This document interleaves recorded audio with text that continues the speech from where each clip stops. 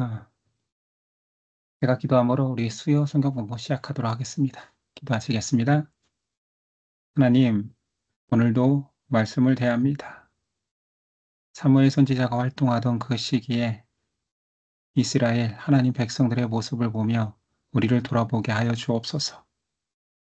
잘한 모습은 본받게 하여 주시고 잘못되고 불의한 모습은 우리 또한 넘어지기 쉬운 모습일 테오니 반면교사로 삼아 멀리할 수 있도록 도와주시옵소서. 의인이었을 때도 죄인이었을 때도 하나님 한결같이 우리를 붙들고 인도하십니다. 그 하나님의 사랑을 깨닫는 시간 되게 하옵소서. 예수 그리스도 이름으로 기도드립니다. 아멘. 예, 내용을 공유하도록 할게요. 자, 오늘은 7장입니다. 7장 한번 나가보도록 할게요. 자, 옆에 7장 옆에 이 그림을 보면 지난 시간의 내용을 한 번에 알 수 있을 것 같아요. 어, 에베네셀 전투에서 이스라엘이 법궤를 가지고 나겠다가 블레셋에게 뺏겼죠.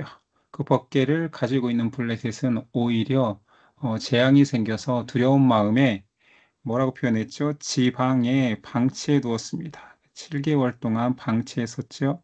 그리고 제사장들과 마법사들에 의해서 이것들을 어떻게 처리할까 고민하다가 위에 이 그림과 같은 사건이 벌어진 거예요.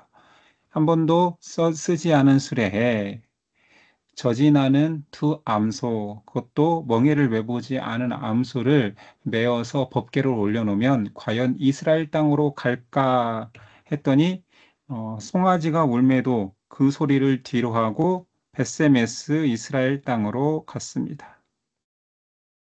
그렇죠? 베세메스로 향했었죠. 그러나 이 베세메스에서 사실은 하나님의 사람들이 법궤를 함부로 함으로 인하여서 오히려 징계를 받고 베세메스에서 경홀히 여김을 여겼던 그 땅에서 다시 기럇 여아림으로 옮겨갑니다. 잘 안 써지네요, 이 부분이. 지난 시간 복습이니까 베세메스에서 기럇 여아림으로 간 이후의 상황이 오늘 말씀입니다.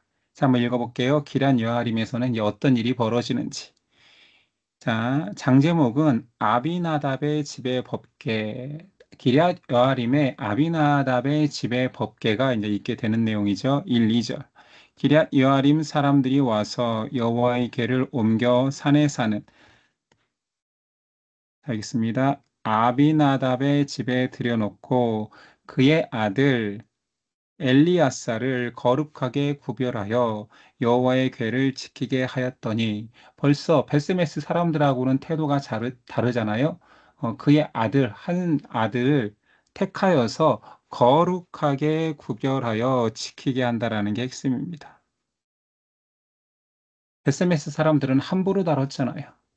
그랬더니 그가 기럇 여아림에 들어간 날부터 자그마치 20년 동안 오래 있은지라 이스라엘의 온 족속이 여호와를 사모하니라. 자, 이것은 사실은 법궤가 이스라엘에 들어왔기 때문에 그 인과관계 때문에 이스라엘 온 족속이 여호와를 사모하는 내용은 아닙니다. 지금 이 인과관계를 이야기하는 것은 아니에요. 자, 이게 연결 구절인 거겠죠. 3절부터 무슨 일이 있었기 때문에 이스라엘이 여호와를 사모하게 됐는지가 이제 나오겠죠. 자, 3화에 보면 기럇 여아림이 바알레 유다라는 명칭으로도 사용되고 있습니다. 자, 그러면 무슨 일이 있었는지 한번 다음을 보도록 하죠. 자, 당연하게도 어, 여호와를 잘 섬기게 되는 데에는 탁월한 통치자 한 명이 하나님의 사람이 있었습니다. 사무엘인 거지요. 사무엘이 바른 통치를 했기 때문에 바르게 하나님과의 관계를 회복시켰기 때문에 어, 여호와를 잘 섬겼다고 표현하는 거죠. 그럼 어떤 내용이 사무엘이 잘했느냐? 이제 사무엘이 본격적으로 사무엘상에서 활동하는 장면이 나오는 거죠. 자, 첫 번째는 이스라엘 백성 안에 있는 우상을 제거하라. 명령하고 순종하려 합니다. 3, 4절. 사무엘이 이스라엘 온 족속에게 말하여 이르되 만일 너희가 전심으로 여호와께 돌아오려거든 이방 신들과 아스다롯을 이방 신들과 아스다롯이라는 그 이방 우상을 너희 중에서 제거하고 너희 마음을 여호와께로 향하여 그만을 섬기라. 그리하면 너희를 블레셋 사람의 손에서 건져내시리라. 이에 이스라엘 자손이 바알들과 아스타롯을 제거하고 여호와만 섬기니라. 자, 사무엘이 첫 번째 한 행동은 하나님의 말씀을 대언한 거예요. 너희 안에 나와 교제한다라는 거, 그 다음에 이스라엘의 화평을 누리기 위해서는 첫 번째로는 우상을 제거하라. 하나님의 뜻을 전했죠. 이 역할은 바로 선지자 역할입니다. 선지자가 하나님의 말씀을 전했고 이스라엘은 그 말씀이 이제 바로 전해지니 순종합니다. 죄송하지만 좀 깨지지만 이해해 주셨으면 좋겠고요.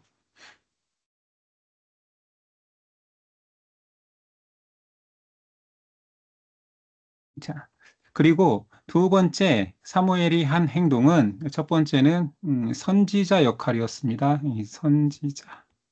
지워져서 다시 한번 잘 안 써지네요. 자, 두 번째는 5, 6절에 보니까 사무엘이 이르되 온 이스라엘은 미스바로 모이라 내가 너희를 위하여 여호와께 기도하리라.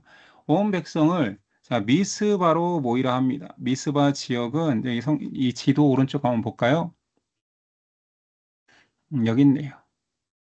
자, 미스바로 모여서 기도를 하기로 합니다. 우리가 지금까지 불의하였고 오히려 하나님을 이용하여서 전쟁의 도우미로만 사용했던 우리의 불의한 모습들, 말씀에 순종하지 않았던 모습들을 회개하고 기도하자. 그냥 기도하면 안 된다. 우리가 불의했으니 금식하며 기도하자라고 해서 미스바 금식 성회를 엽니다. 자, 그들이 미스바에 모여 물을 길어 여호와 앞에 붓고 그 날에 종일 금식하고 거기에서 이르되 우리가 여호와께 범죄하였나이다 하니라. 사무엘이 미스바에서 이스라엘 자손을 다스리니라. 자, 여기서 한 역할은 뭐예요? 두 번째 사무엘의 역할은 제사장 역할이죠. 첫 번째가 하나님의 말씀을 대언하는 선지자 역할이었다면 두 번째는 제사장 역할을 하고 있습니다. 기도하고 하나님께 금식하자. 그러면서 이제 물을 붓는다는 행위 자체가 우리를 씻고 우리가 지금까지 불의했던 모습들 그런 것들을 해결하자. 그러면서 뭐도 했냐면 바로 밑에 보니까 번제도 드렸네요. 제사장의 역할이잖아요. 자, 세 번째 그럼 또 어떤 역할을 했느냐? 게요. 10절이야. 사무엘이 번제를 드릴 때에 블레셋 사람이 이스라엘과 싸우려고 가까이 오매 블레셋은 호시탐탐 법궤를 돌려줬지만 여전히 약소국이 되어버린 이스라엘을 침범하려 하고 있습니다. 그날에 여호와께서 블레셋 사람에게 큰 우레를 발하여 그들을 어지럽게 하시니 그들이 이스라엘 앞에서 패한지라. 자, 여기서 보니까 자, 싸움이 일어났어요. 그리고 전쟁에서 이겼죠. 이 모든 것들을 이끈 사람이 어, 사무엘인 걸 알게 됐죠. 여기서 역할은 이제 지금 왕이 있을 때가 아니니까 사사 시대니까 사사 역할도 하고 있습니다. 그렇죠? 사사 역할도 지금 사무엘이 하고 있다라는 거예요. 그래서 사사 역할이 통치하는 거고 전쟁의 리더로 나가서 적군과 싸우는 그 리더십을 발휘하는 게 사사 역할이니까요. 이스라엘 사람들이 미스바에서 나가서 벌써 이들이 치러 온 곳이 미스바 근처예요. 기도하고 있는데 이스라엘 사람들이 얘네들이 모였으니 전쟁을 준비하나 보다. 사실은 금식하고 기도하는 거였는데 항상 모이면 다른 나라들은 경계하잖아요. 근데 기도하다가 블레셋이 쳐들어오니 가서 전쟁을 하나님께서 나가라 하니 이스라엘이 승리하게 된 거예요. 블레셋 사람들을 추격하여 백갈 아래에 이르기까지 쳤더라. 그래서 승리의 기념비를 세웁니다. 그 기념비의 이름이 앞에서도 등장했던 에벤에셀, 뜻은 도움의 돌입니다. 에벤에셀 기억나시나요? 자, 지도에서 한번 볼까요? 에벤에셀이 뭐였냐면 자, 첫 번째 전쟁에서 에벤에셀 전투에서 실로에서 법궤를 가져와서 패전하여서 법궤를 빼앗겼던 장소가 에벤에셀이고, 이번에는 장소 에벤에셀을 말하는 것이 아니라 미스바에서 내려와서 전쟁을 치르고 이긴 다음에 그것을 기념하기 위해서 에벤에셀이라는 기념비를 세웠다라는 얘기인 거예요. 자, 여기는 기념비잖아요, 기념비. 재밌지 않습니까? 전쟁 첫 번째 법궤를 가져가서 불의한 모습으로 크게 패했던 장소가 에벤에셀이고, 다시 미스바에서 하나님께 회개하고 돌아온 이후에 전쟁에서 이긴 다음에 그곳에 돌을 하나 세우고 기념비를 세웠으니 하나님께서 우리를 승리케 하셨다, 뭐 이런 고백들이 들어가 있겠죠. 그게 에벤에셀 기념비를 세운 거예요. 장소로서도 에벤에셀이 전쟁터였었고 에벤에셀이 기념비를 세운 돌도 맞습니다. 그래서 에벤에셀이 도움의 돌이에요, 뜻은. 자, 12절. 사무엘이 돌을 취하여 미스바와 센 사이에 세워 이르되, 미스바 근처인 거예요, 여기는. 여호와께서 여기까지 우리를 도우셨다 하고 그 이름을 에벤에셀이라 하니라. 뭐 지금도 그 신원 에벤에셀이라는 기업이 있는지 모르겠지만 예전에 이 에벤에셀 좀 유명했죠. 어, 신원 에벤에셀 제가 왜 기억하냐면 지금도 신원이라는 회사명을 쓰는지 모르겠는데 이들이 주일은 쉽니다 하고 실제로 옷을 파는 곳인데 주일에 문을 닫았었어요. 근데 사회에서 그걸 또 비판했어요. 기독교 용어를 쓰면 안 된다. 주일에 쉽니다가 아니어서 그래서 아마 사람들이 막 비판하니까 뭐라고 바꿨냐면 어, 일요일은 지킵니다 이렇게 한 것 같아요. 주일이라는 말은 빼고 일요일은 지킵니다. 이렇게 썼던 기억이 납니다. 이 회사가 지금 뭐 어떤 회사로 바뀌었는지 존재하는지는 잘 모르겠습니다. 자, 이렇게 번듯한 리더인 사무엘에 의해서 첫 번째 역할은 뭐였죠? 선지자 역할. 하나님의 말씀으로 자, 모든 우상을 제하고 내 말을 들으라. 두 번째 역할은 제사장 역할, 기도하게 하고 다시 하나님을 섬기게 하는 번제를 드리게 하고 세 번째 역할, 사사로서 전쟁에서 승리케 하는 그 모든 역할로서 완벽한 리더십이 보여지는 것이 사실은 사무엘이 뛰어나서 이 모든 것들이 가능케 된 게 아니라 사무엘에 의해서 다시 이스라엘이 하나님과의 관계를 회복하고 하나님 말씀을 들어보고 하나님에게 순종하는 백성이 되었다라는 게 핵심인 거죠. 그러니 결과적으로 이스라엘의 평화가 찾아오는 거예요. 원래 내 백성이니 하나님이 다스리는 백성이니 하나님과 함께 할 때 평화로운 게 당연하겠죠. 14절이야. 블레셋 사람들이 이스라엘에게서 빼앗았던 성읍이 에그론에서부터 가드까지. 자, 원래, 자, 아가의 아가 다섯 성읍, 블레셋 다섯 성읍, 그 에그론부터 가드까지 이스라엘에게 다시 회복되었대요. 한번 볼까요? 그러니까 그 다섯 성읍 중에서 사실은, 이스라엘의 접경지에 있는 두 지역인 거죠. 에그론하고 어, 가드니까요. 그쵸? 가까운 쪽. 이 안쪽, 이 가사까지 밑에 있으면 여기는 큰 성읍, 다섯 개 성읍인데 이쪽은 블레셋의 견고한 내륙 그 중심지라면 외부에 있는 에그론 가드를 오히려 회복하는 일이 벌어집니다. 자, 에그론에서 가드까지 이스라엘에게 회복되니 이스라엘이 그 사방 지역을 블레셋 사람의 손에서 도로 찾았고 또 이스라엘과 아모리 사람 사이에 평화가 있었더라. 사무엘이 사는 날 동안에 이스라엘을 다스렸으되 이것이 핵심인 거죠. 자, 사는 날 동안에는 사무엘이 있는 동안에는 이스라엘을 그가 통치했으니 믿음으로 통치했겠죠. 그가 처음부터 소명을 받을 때부터 믿음의 모습을 계속 엘리와 비교하면서 나왔었잖아요. 그래서 믿음으로 사는 이스라엘은 평화가 있을 수밖에 없다. 그리고 사무엘이 얼마나 열심으로 이스라엘 땅에 통치를 하고 한 지역이 만약에 믿음으로 살게 했는데 다른 지역이 또 손이 미치지 않으면 하나님의 뜻을 저버릴까 봐 그가 순회 사역을 하기 시작합니다. 그 지역들이 여기 등장하니 자, 해마다 계속 돌아다니면서 베델에 갔다가 길갈에 갔다가 미스바로 순회하여 그 모든 곳에서 이스라엘을 다스렸고, 자, 라마는 사무엘의 고향이죠. 라마로 돌아왔으니 이는 거기에 자기 집이 있음이니라. 여기서도 믿음으로 통치했다라는 거예요. 이스라엘을 다스렸으며 또 거기에 여호와를 위하여 제단을 쌓았더라. 그러니까 네 곳을, 중요 지역 네 곳을 다니면서 계속 말씀을 전하고 하나님 뜻대로 살게 한 거죠. 그러니까 2절에 나왔던 이스라엘 백성에게 이스라엘 백성을 대표하는 단어가 그들이 여호와를 사모했더라. 그 2절에 가능했던 거. 하나님을 사모했다라는 말이 가능했던 것은 자, 하나님이 택한 리더인 사무엘에 의해서 하나님의 뜻이 잘 전달되었기 때문인 거지. 이해가 되시죠? 그러니까 말씀에서, 그러니까 우리는 성경은 생각보다 심플합니다.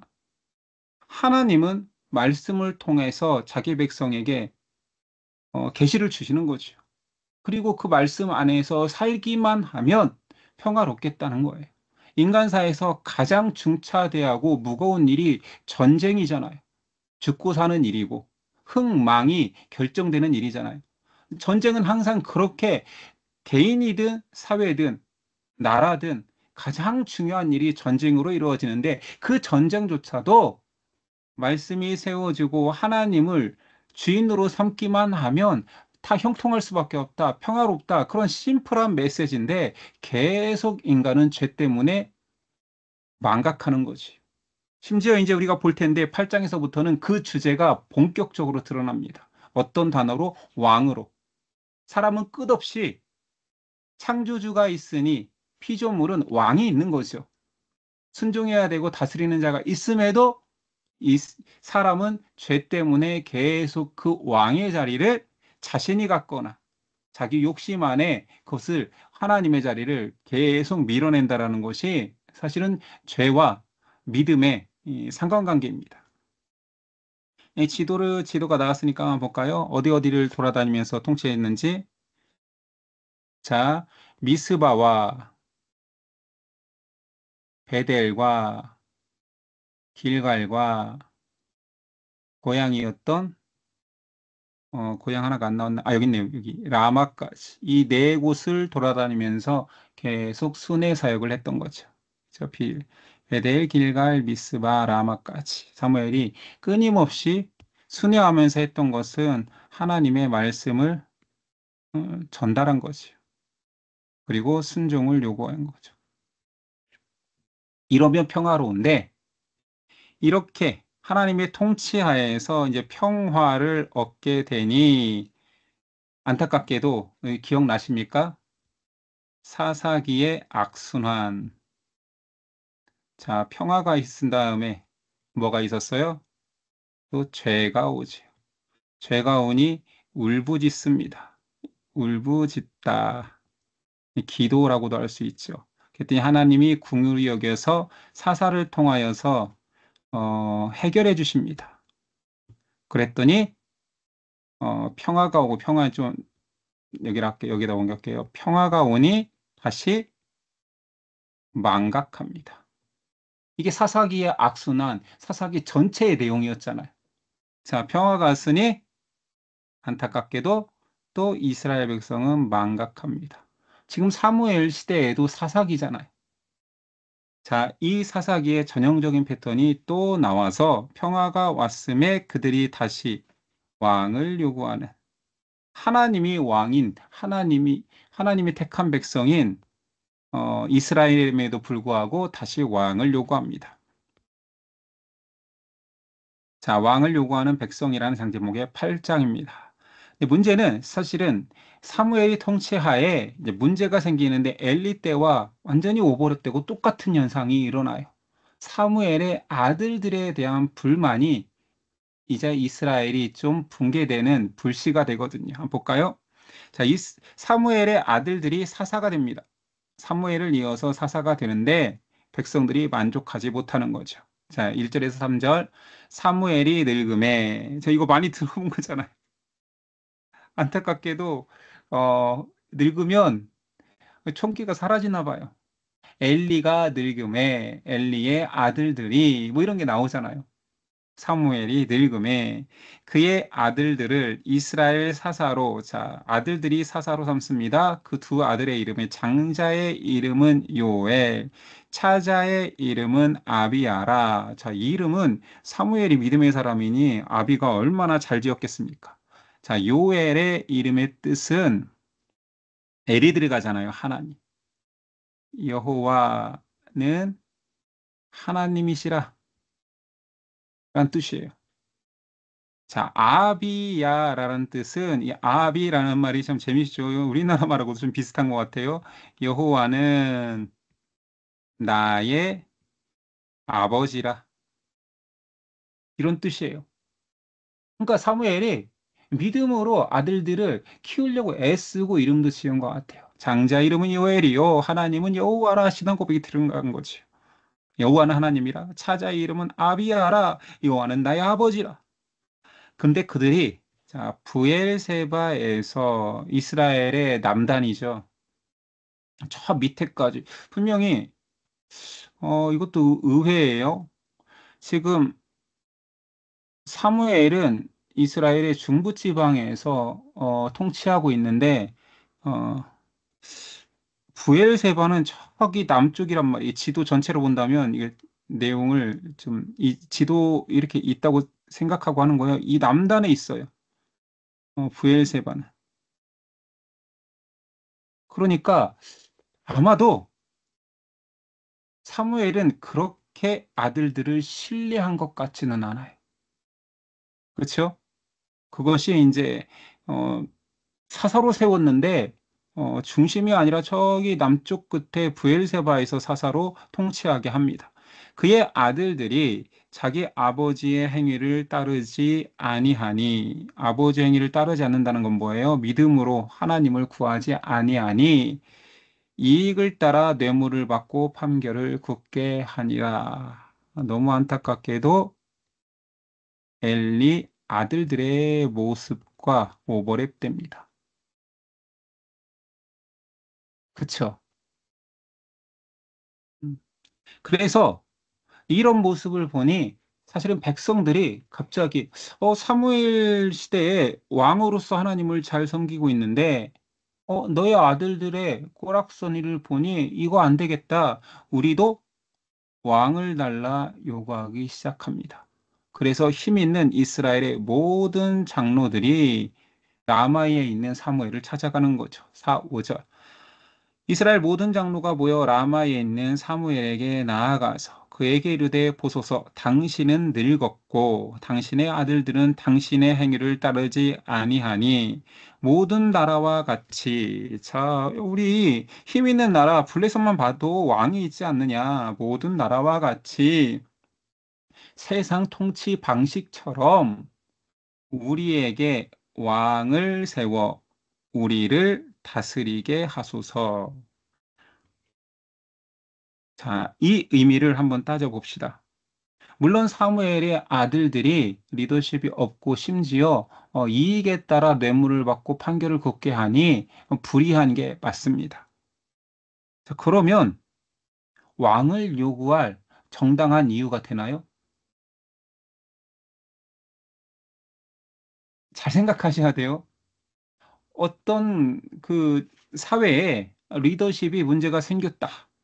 그러면 아니 이스라엘 사회라고 봐야 되죠. 믿음의 나라의 백성들이 우리 그냥 사사가 시원찮아, 불의한 것 같아. 그러니 우리도 모든 나라들 주변국처럼 왕을 달라. 자, 이 모습 자체가 엄밀히 말하면 사무엘이 자녀를 잘못 키워서 이런 일을 야기했으니 그 결과물 같지만, 이스라엘이 왕을 요구하는 그 왕은 사실은 사사들이 왕이 아니에요. 사사들은 대리 통치자고, 현재 사사 시대의 왕은, 이스라엘의 왕은 하나님입니다. 그러니까 하나님을 불신하는 거예요. 그러니까 이들이 지금 사무엘에게 왕을 요구하는 것은 사무엘이 약점을 잡고 흔드는 거죠. 그리고 자신들의 욕망을 너 잘못했잖아. 너 아들 잘못 키웠잖아. 네 잘못이잖아. 그러니까 우리도 왕을 달라는 핑계, 구실로 삼은 거예요. 리더의 문제가 공동체 전체의 문제로 발전할 수는 있겠죠. 그러나 여기서 본질적으로 말해야 되는 것은 백성이 왕을 요구하는 것은 사무엘의 잘못을 트집 잡아 그들의 욕망을 왕으로서 드러내고 있다라는 거예요. 왜냐하면 이스라엘의 왕은 사무엘이 아니라 자, 이스라엘의 왕은 하나님이시죠. 그렇죠? 그러니까 사무엘 아들들의 잘못이 있겠지만 그게 없다는 게 아니에요. 그들이 불의한 것은 불의한 게 맞지요. 사사로서 역할을 못한 것도 맞죠. 그러나 사람의 죄는 항상 그렇게 그 잘못을 트집 삼아 내 욕망을 드러낼 수 있는 게 사람이라는 것입니다. 끊임없이 이스라엘은 왕의 자리, 하나님의 자리를 찬탈하려고 한다라는 거예요. 그게 이스라엘의 죄성입니다. 그것을 정확히 아시는 하나님이 사무엘아, 왜 자녀들을 그렇게 키웠느냐라고 하지 않고 말씀하시는 거예요. 이게 그러니까 정확한 하나님의 해석인 거죠. 하나님이 경고하십니다. 7절이야. 여호와께서 사무엘에게 이르시되 백성이 내게 한 말을 다 들으라. 이는 그들이 너를 버림이 아니요. 네 잘못이 없다는 게 아니라 그러나 그들이 왕을 요구하는 것은 너를 버린 게 아니다. 나를 버려 자기들의 왕이 되지 못하게 함이니라. 정확히 하나님이 말씀하고 계시지요. 이스라엘은 언제부터 그랬냐면 내가 그들을 애굽에서 인도하여서 내 백성 삼은 날 때부터 오늘까지 계속 그리했다. 그들의 모든 행사로 나를 계속 트집 잡아 언제든지 버리고 다른 신들, 여기서 신들은 인간의 욕망을 투영해주는 가짜 신들을 섬김같이 내게도 그리하는도다. 그러므로 그들의 말을 듣되, 야, 그대로 해. 허락해. 너는 그들에게 엄히 경고하여서 그들을 다스릴 왕의 제도를 가르치라 라고 말합니다. 그래, 그들이 요구하지. 자, 그러나 알려줄 것은 알려줘야지. 자, 왕의 제도를 가르쳐라. 너희가 왕을 갖게 된다라는 의미, 여호와 하나님이 왕이신 백성들이 여호와 하나님, 하나님의 왕됨을 버렸을 때에 너희가 선택해야 될 것들을 가르쳐라. 그래서 만약에 돌이킨다라면 좋을 것이요. 돌이키지 않는다라면 그대로 해줘라. 말하는 거죠. 자, 그러면서 이제 왕의 제도를 말씀하기 시작하십니다. 제가 이것은 추각해서 그냥 올려놨어요. 자, 사무엘이 이스라엘의 모든 장로들이 모인 자리에서 설명을 해주는 거죠. 정말 왕을 원해? 그래. 지금의 통치 하나님이 원하시는 방식은 대리자 사사인데 내 아들들 못 낳아서 니네가 거부하는 거지. 그래. 하나님이 말씀하신다. 왕의 제도를 알려주고 내가 택할 것을 정하라 하신다.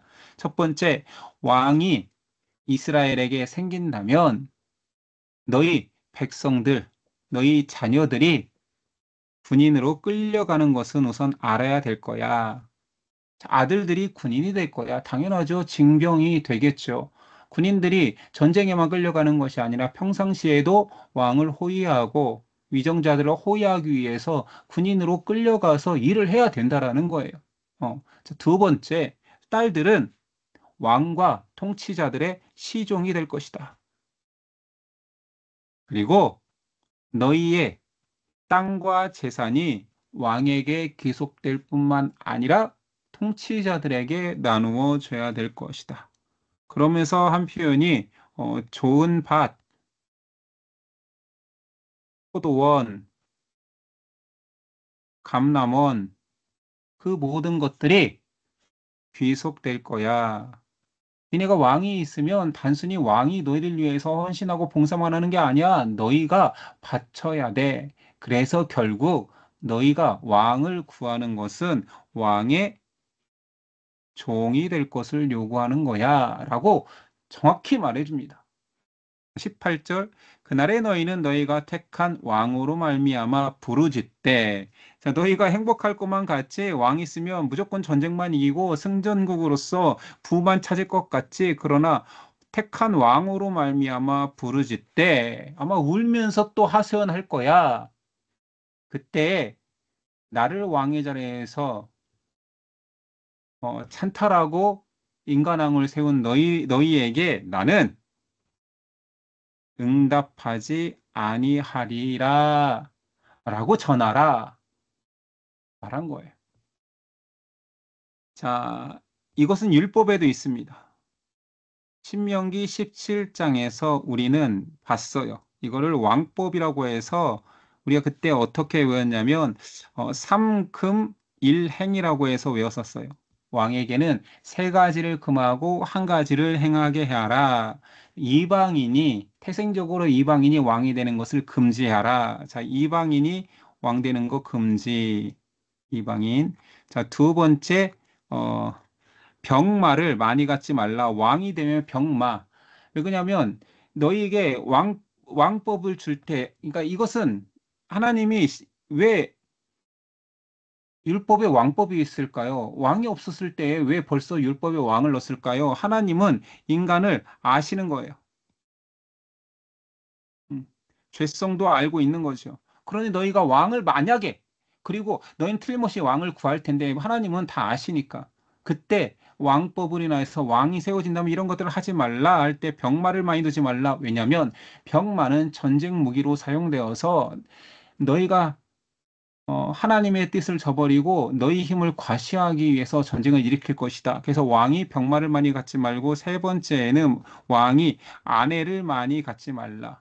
아내는 사실은 아내를 많이 갖는다라는 것은 이스라엘 안에서뿐만 아니라 그 옛날 그 누구죠? 왕건처럼 주변 부속들의 혈맹을 통하여서 왕들이 아내를 많이 갖는다라는 것은 주변국들의 아내만 들어오는 것이 아니라 혈맹만 이루어지는 게 아니라 그 아내들의 가지고 있는 우상도 같이 들어오기 때문에 금지했었습니다.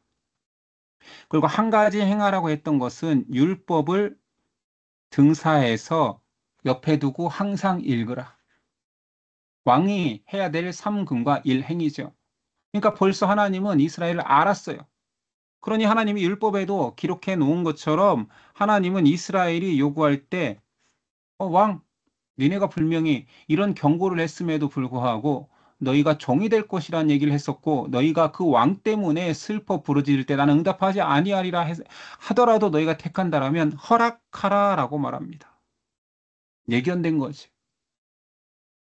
그럼 왜 하나님께서는 이건 영적으로 왜 하나님께서는 왕의 통치 방식을 이스라엘에게 들어왔을까? 그 왕의 통치 방식 자체가 사실 하나님의 통치 방식임을 인간들이 깨달으라는 거예요. 결국은 예수 그리스도가 진정한 통치자, 너희가 사람의 통치자 세워봤지, 니네가 그 안에서 행복을 누릴 수 없었지, 너희에게 평화가 없었지, 결국은 진정한 왕을 너희가 다시 찾게 될 거야. 그게 예수 그리스도다. 결국은 돌아오게 하기 위한 과정으로서 허락한 거죠. 자, 19절 이하 한번 보겠습니다. 백성이 사무엘의 말 듣기를 거절하였으니, 자, 여기서 거절한 것은 위에 왕의 제도를 이런 것들이 있는데 하나님이 너희에게 부르짖음을 이제 응답하지 않겠다고 하는데 하나님이 왕인 백성의 자리를 버리지 마라 라고 했는데 이것을 거절했다는 이야기예요. 아니로소이다. 우리도 우리 왕이 있어야 되겠습니다. 자, 우리도 우리 왕. 하나님이 왕이시라고 하는데 우리 왕이 따로 있어야 되겠다. 우리도 다른 나라와 같이 되어 우리의 왕이 우리를 다스리며 우리 앞에 나아가 우리의 싸움을 싸워야 할 것이니이다 하는지라. 사무엘의 백성의 말을 다 듣고 여호와께 아뢰매 여호와께서 사무엘에게 이르시되 그들의 말을 들어 왕을 세우라. 결국은 하나님이 나는 분명히 다 경고도 했고 상세하게 가르쳐 줬고 너는 전했으나 그들이 왕을 원하는구나 세우라. 사무엘이 이스라엘 사람들에게 이르되 너희는 각기 성읍으로 돌아가라 하니라. 결국은 이것은 굉장히 중요한 영적 사건입니다. 백성이 우리 왕을 달라라는 것은 이스라엘 선민이라고 하는 백성이 하나님의 왕 되심을 포기한 사건입니다. 맞죠?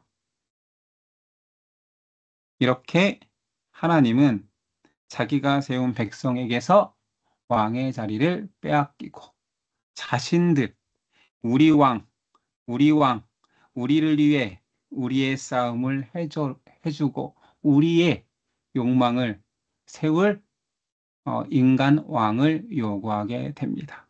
이게 바로 우상인 거지. 결국은 다른 방식으로 우리가 다 버렸잖아요. 바알 신상도 버렸고 아스타롯도 버렸잖아요. 그래 놓고 결국 요구한 것은 어, 인간 왕이 우상시 되는 통치 방식을 택한 이스라엘의 불의함을 오늘 보았습니다. 이 장제목 잠깐 이제 확인해 볼까요? 자, 장제목은 이제부터 조금씩 우리가 외우기 위해서 확인해 보도록 할게요. 사무엘 상에서는 항상 사무엘의 위치와 소명받고 그다음에 왕을 세우고 기름 붓는 사무엘의 위치와 초대 왕이었던 사무엘의 위치를 기억하면서 외우면 됩니다. 사무엘이 태어나기까지의 과정을 한나의 서원, 어머니가 기도하여서 서원하였던 한나의 서원, 그 당시에 그러나 엘리의 두 아들이었던 홈리와 비느하스의 불의한 모습이 이 장에 있고요. 그 와중에 성결하게 하나님의 택함 받은 사무엘의 소명장이 3장입니다. 법궤를 블레셋 쪽에서는 아벡이고 이스라엘 쪽에서는 에벤에셀이었던 전투에서 법궤를 빼앗기는 사건이, 그래서 실로 법궤를 진으로 가져왔다가 빼앗긴 사건이 4장, 그리고 그 법궤가 만신전에 블레셋에 그 신당에 넣어놨는데 계속 사건이 터지고 저주가 있으니 큰 성 아스돗에서 가드로 옮기고 에그론으로 옮겼으나 계속 질병이 생기고 저주를 받은 것 같아. 어, 이런 속죄의 제물을 싣고 간 곳이, 이 송아지 두 마리가, 암송아지가 간 곳이 벳세메스입니다. 자, 오늘 말씀이네. 오늘 나누었던 말씀, 벳세메스에서 이제 간 곳이 기럇 여아림이었지. 기럇 여아림, 누구의 집에 법궤를 놓았습니까? 아비나답의 집에 그 아들 하나 엘르아사를 거룩하게 구별하여서 이 법궤를 잘 보관하게 하죠. 그리고 여기서 뭔가 다 성결하게 준비된 것 같으나 이 이제 관계에 사무엘의 통치가 있겠죠. 사무엘 통치에 의해서 평화의 시대가 온 것 같았으나 그들이 사무엘 아들들이 불의한 모습을 보고 왕을 요구하기 시작합니다. 예, 저 왕을 달라, 왕을 달라, 왕을 달라 이렇게 절을 하고 있는 것이 오늘 8장 왕을 구하는 백성까지 했습니다. 자, 공유를 마치고요. 자, 기럇 여아림 사람들은 여호와의 궤를 누구 집에 두었습니까? 아비나답. 네, 아비나다. 늦게 와서 수업을 못 들은 것 같은데 답은 제일 먼저 맞추시네요. 자, 아비나답의 집에 두었고 아들 엘르아살이 관리케 했죠. 자, 기럇 여아림의 궤가 몇 년 동안 있었습니까? 20년. 예, 자그마치 20년 동안 있었습니다. 자, 사무엘은 이스라엘 백성이 하나님께로 돌아오기 전에 무엇을 제거해야 된다라고 말했습니까? 상제거. 우상. 예, 그렇죠. 편안하게는 우상, 이방신들과 아스다로 신상을 제하여 버리라 했었죠. 하나님께 회개하기 위해서 사무엘은 이스라엘 백성을 어디에 모여서 기도하자고 했습니까? 미스바. 예, 그래서 이것이 이제 명사, 고유대명사처럼 쓰이기도 해요. 미스바 금식성회 이렇게 막 좀 거창하게 부르기도 합니다. 미스바 금식성회를 선언했었죠. 그래서 실제로 뭐 신앙인들이 뭐 힘든 일 있고 나라적인 막 그 뭐 위기가 있고 기독교가 막 힘든 시기에 장소는 미스바가 아니겠지만 이름은 미스바 금식성회를 합시다 이런 얘기를 많이 써요. 자, 미스바까지 쳐들어온 블레셋 사람들을 격퇴하고 기념비를 세우고 뭐라 불렀습니까? 에베네셀의 돌. 예, 맞습니다. 에벤에셀 도움의 돌이라고 해서 정했죠. 자, 사무엘은 자기의 아들들을 사사로 삼았는데 두 아들의 이름은 요엘과 요엘과 예, 요엘, 아비야. 아, 우리 그 요엘 그 성탄절에 많이 부르잖아요. 요엘, 요엘 그게 뭐라고요? 여호와는 하나님이시다. 여호와는 하나님이시다. 이런 고백인 거예요. 아비야, 여호와는 나의 아버지. 아비. 이렇게 외우면 될 것 같아요. 사무엘의 아들들이 잘못한 것은 무엇이었습니까? 이게들 네, 이익을 참 위해서 뇌물을 받고 이익을 판결하는 불의한 모습을 보였죠. 그러니까 참 안타까워요. 정말 대쪽 같고 바른 리더인 사무엘의 아들들도 그러니까 자녀 교육은 누구라도 어려운 거예요. 자, 사무엘의 아들들의 잘못으로 인해 이스라엘 사람들이 사무엘에게 요구한 것은 무엇입니까? 왕 달라. 왕을 예. 달라. 자, 이것에 대한 구체적인 설명을 강의 때 했었죠. 사실은 그것을 핑계 삼아 자신들의 욕망을 투영하는 인간 왕을 요구했던 모습이었습니다. 자, 장제목도 한번 이제 떠올리면서 한번 봅시다. 홈리와 비느하스 몇 장? 2장, 그렇죠. 사무엘의 소명, 3장, 3장, 왕을 구하는 백성. 8장, 5장, 아, 위치는 5장 같지만 바로 옆이었습니다. 5장은 그 블레셋의 법궤가 이동하는 곳이었죠. 8장 아비나답 집의 법궤. 7장, 그렇죠. 바로 위에 아비나답 집 법궤 그 밑에서 절하고 왕을 구하는 백성 8장입니다. 자, 오늘 여기까지 하겠습니다. 제가 기도하고 마치겠습니다. 하나님, 오늘도 말씀 속에서 불의한 인간의 모습을 봅니다. 하나님을 모르는 세상 사람의 모습이 아니라 하나님의 백성이라 자청하는 자들의 모습입니다. 우리가 손가락질 하기에는 묵상하면 묵상할수록 우리의 모습도 이렇지 않은가 돌아보게 됩니다. 하나님을 섬긴다. 살아계신 하나님의 우리는 백성이다 고백하지만 세상 많은 가치에 욕심이 생기고 세상 사람들이 누리는 것들 앞에 현혹되어 하나님을 섬기는 것보다 세상을 섬기고 세상 안에서 누리는 것들이 더 욕심나는 우리의 죄 같습니다. 우리 안에도 하나님의 왕의 자리를 찬탈하여 나의 왕, 나의 전투, 나의 승리, 나의 욕망을 위해서 하나님의 자리를 비워달라고 요구하고 있지는 않습니까? 하나님이 우리 마음 속에, 우리의 공동체 속에 진정한 왕으로 우리가 겸손히 섬길 수 있는 믿음 허락하옵소서. 맡기오며 예수 그리스도 이름으로 기도드립니다. 아멘. 아멘.